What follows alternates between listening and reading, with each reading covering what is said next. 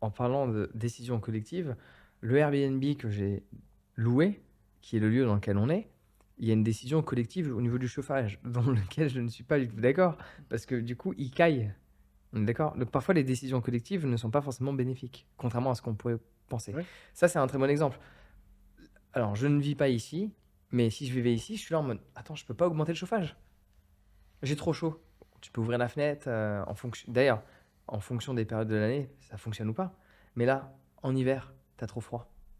À part allumer le four, qu'est-ce que tu fais? Tu es un peu bloqué, en fait. T'achètes un chauffage d'appoint. Oui, tu peux acheter un chauffage à point, mais ce que je veux dire par là, c'est qu'une décision collective aussi, je trouve qu'on met pas assez de l'individu en valeur pour qu'il prenne des décisions personnelles qui peuvent impacter le collectif. On Et va vouloir justement, aussi parfois Mmh. avoir ce phénomène de ouais, c'est un peu c'est un peu le principe de l'élection. C'est on laisse quelqu'un décider pour nous et on espère que ces décisions vont avoir un impact dans notre quotidien. ouais, C'est ce que beaucoup de personnes espèrent à ça travers, déresponsabilise. ça Mais là, déresponsabilise. là est le grand enjeu de l'organisation en communauté. Ça part de la famille, du couple, de la famille, du village, du Mmh. pays, etc. Et maintenant, on est à l'échelle du monde. Et on n'arrive même pas à s'entendre au sein d'une même famille. Comment on peut prétendre arriver à trouver des règles qui correspondent à toutes les cultures? Parce que Mmh. c'est l'enjeu actuel. Et satisfaire tout le monde.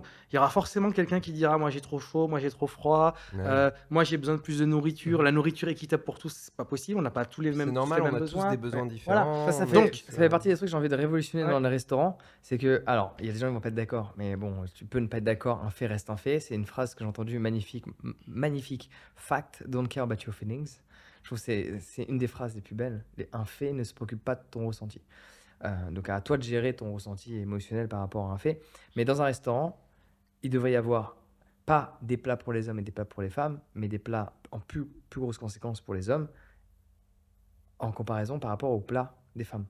Le besoin calorique, et en plus c'est écrit partout, hein, n'est pas le même pour un homme que pour une femme. Et pareil, le besoin calorique d'un mec qui fait 1,90 m et d'un mec qui fait ouais. 1,70 m n'est pas le même. Oui, Moi, mais je le vois à même mes événements. d'une femme à l'autre, ça va pas être la même chose, d'un homme Oui, à l'autre non plus, en tu vois? fonction. Oui. Voilà. Enfin, Mais donc Bah, il prend de rations et puis le problème est il réglé. y a différentes ouais, catégories, et après, c'est sûr. Mais en fait, il y a des éléments qui vont avoir le plus d'impact sur le besoin calorique. Bon, après, là, on dérive complètement.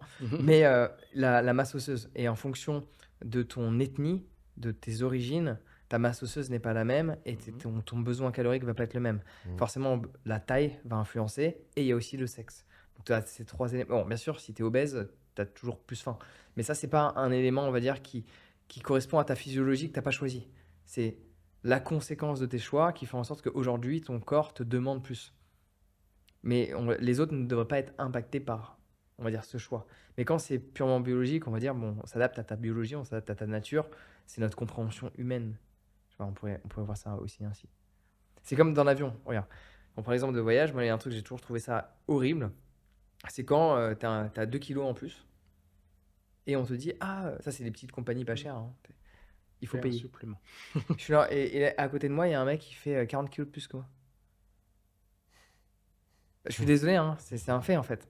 Pourquoi je devrais ça a payer un pas, supplément? ouais. Non, mais parce qu'en fait, je t'explique ce qui se passe dans un avion, parce qu'il faut comprendre le tout dans son ensemble. En fait, ils calculent un poids Mmh. général par passager. Sauf qu'en fait, il y a des gens, ils font littéralement 30 à 40 kilos de moins.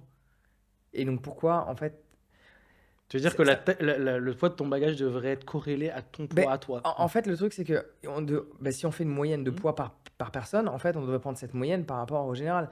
Et c'est là que tu vois les magnifiques photos pour vraiment illustrer ce que je veux dire. C'est que, en fait, il ne faut pas chercher l'égalité, il faut chercher l'équité. Oui.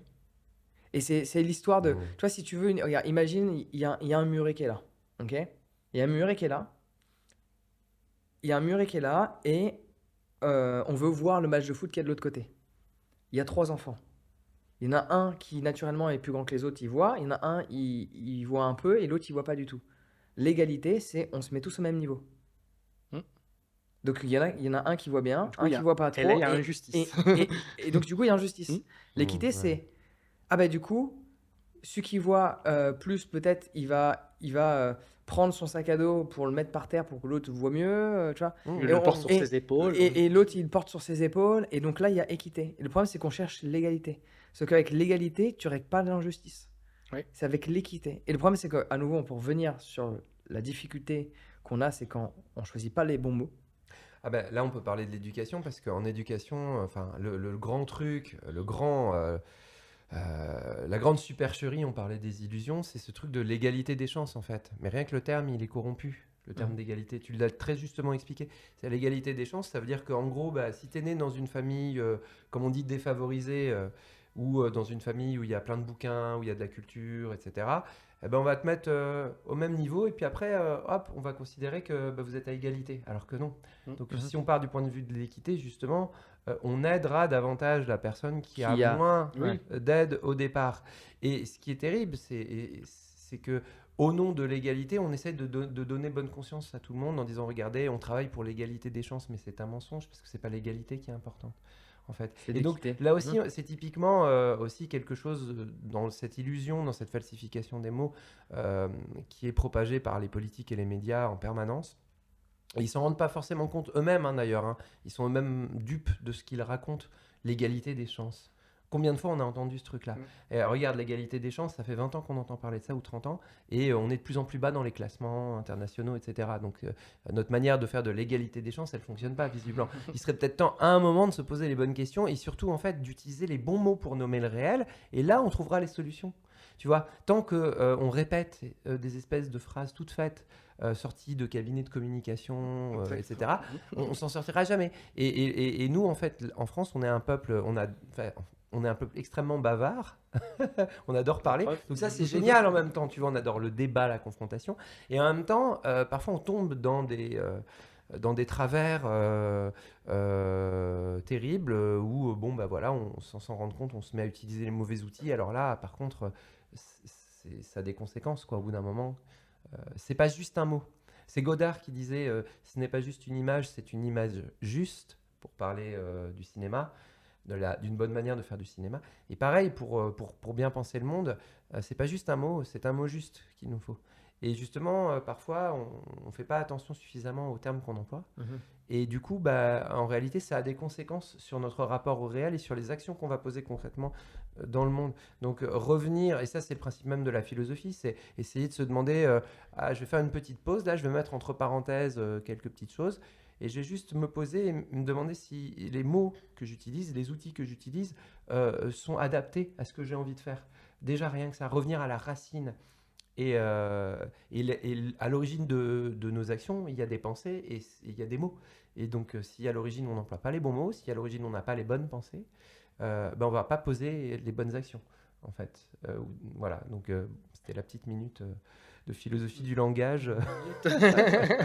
Mon petit tunnel, hein, voilà. Alors, si tu as apprécié cet extrait et que tu veux en voir un autre, clique ici. Et si tu veux voir le podcast dans son entièreté, clique là.